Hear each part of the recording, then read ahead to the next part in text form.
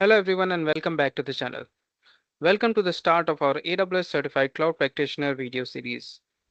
This is video 0 and it's arguably the most important one. Before we dive into any technical topics, we need to completely demystify the exam itself. We will be covering the official CLF-C02 exam guide, which is the current version, so you know exactly what you are signing up for, what to study and what to ignore. Let's get started. So, who is this certification actually for? The AWS Certified Cloud Practitioner is the perfect starting point for almost anyone. Firstly, it's ideal for beginners, people with up to 6 months of general exposure to the AWS cloud. You don't need deep hands-on technical experience to start here. Secondly, it's a must-have for non-technical professionals. If you are in a sales, marketing, finance, or project management, but you work alongside cloud teams, this certification gives you the essential vocabulary and understanding to collaborate effectively. In short, if you want a solid foundational knowledge of the world's leading AWS, the cloud platform, this exam is absolutely for you. The Cloud Practitioner exam validates a broad, non-specialized understanding of AWS Cloud. It confirms you that you understand the fundamental value proposition of the cloud, things like agility, elasticity, and cost savings. Crucially, you must understand the shared responsibility model. It is a famous concept that defines what AWS is responsible for versus what you, the customer, is responsible for. The exam also touches on the AWS well-architected framework, the best practices for designing and operating in the AWS cloud. Finally, it tests your ability to identify and position the most core AWS services, that is the basics of compute, storage, networking, and databases, as well as the fundamental concepts of security compliance, pricing, and support.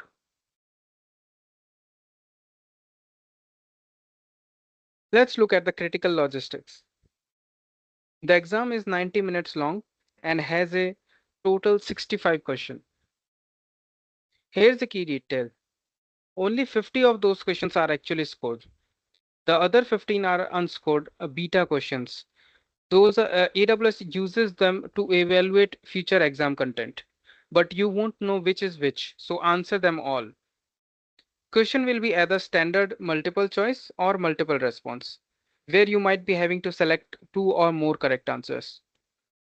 The passing score is 700 out of 1000, and you have two options to take the exams, either a physical person view testing center or via online proctoring right from your home.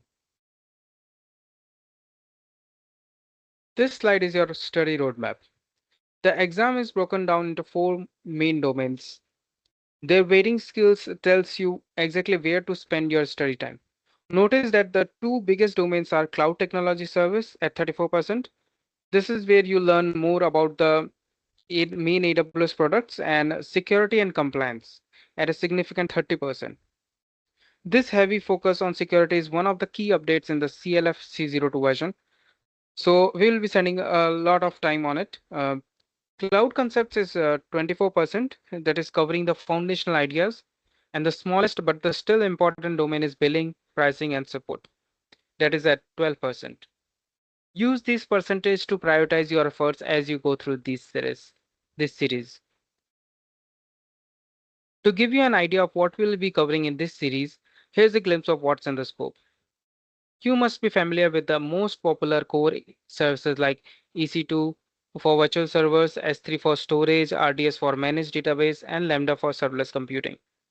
You also need to know about key non-compute tools like the Cost Explorer to manage your spending, the Pricing Calculator to estimate your costs, and the Trusted Advisor for best practices checks. Finally, be ready to define fundamental cloud concepts like elasticity, scalability, high availability, and the different layers of security and encryption. Just as important as knowing what's in the scope is knowing what's out of scope. Remember, this is a foundational exam. You will not be expected to write or debug any code. You will not be asked to design complex multi-tier architecture from scratch. The focus is on identifying the right service for a business use case, not on deep level implementation or troubleshooting errors. You don't need to know how to perform load testing or calculate detailed performance metrics. Keep your focus broad and foundational, not deep and specialized. Finally, how do you get ready to pass this exam?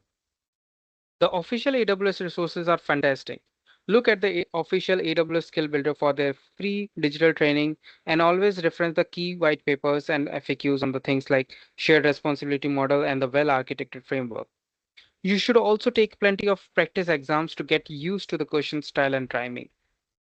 And of course, the most important step that is follow this YouTube series. We are going to cover all four of these domains and one video at a time to give you the most comprehensive and guided learning path to your certification. Make sure you hit that button and subscribe, and I will see you in the video one where we will dive into domain one cloud concepts. Thank you.